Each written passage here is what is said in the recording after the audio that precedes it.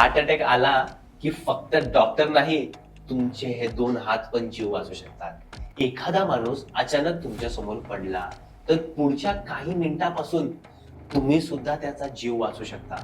जर तुम्हाला सीपीआर येत नसेल तर कधी कधी डॉक्टर येऊन ऍम्ब्युलन्स येऊन पण काही उपयोग होत नाही. तुम्ही केलेला जो छोटा प्रयत्न आहे त्याच्याने त्याला ना जीवनदान भेटू शकतं.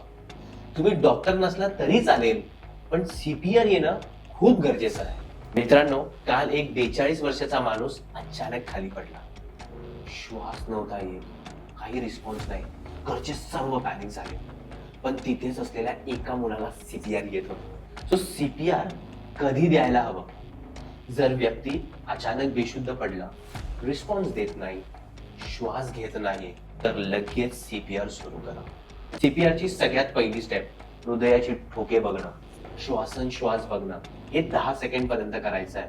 जर नो पल्स, नो ब्रीदिंग, लगेच सीपीआर स्टार्ट करा. सीपीआरची दुसरी स्टेप काय आहे? Call for help. आजूबाजूच्या लोकांना मदतीला बोलवा. एकटा व्यक्ती पूर्ण वेळ सीपीआर देऊ शकत नाही, म्हणून मदतीची भरपूर गरज असते. चला सीपीआर स्टार्ट करूया. पेशंटला हार्ड सरफेसवर झोपवायचा आहे. पेशंटच्या मध्यभागी हात ठेवायचा आहे आणि दुसरा हात पहिल्या हातावरती ठेवून फिंगर्सला लॉक करायचा आहे. सो मित्रांनो, कंप्रेशन कसे असले पाहिजेत? कंप्रेशन 100 ते 120 प्रति मिनिट वेगाने असले पाहिजेत. प्रत्येक कंप्रेशन नंतर चेस्टला पूर्ण वरती येऊन द्यायला पाहिजे. मध्ये पॉज कमी द्यायला हवं. कंप्रेशनचं काउंट 30 वेळा कंप्रेशन दिलं पाहिजे आणि 2 वेळा ब्रेथ दिला पाहिजे. तर बाबा ब्रेथ कसं देणार?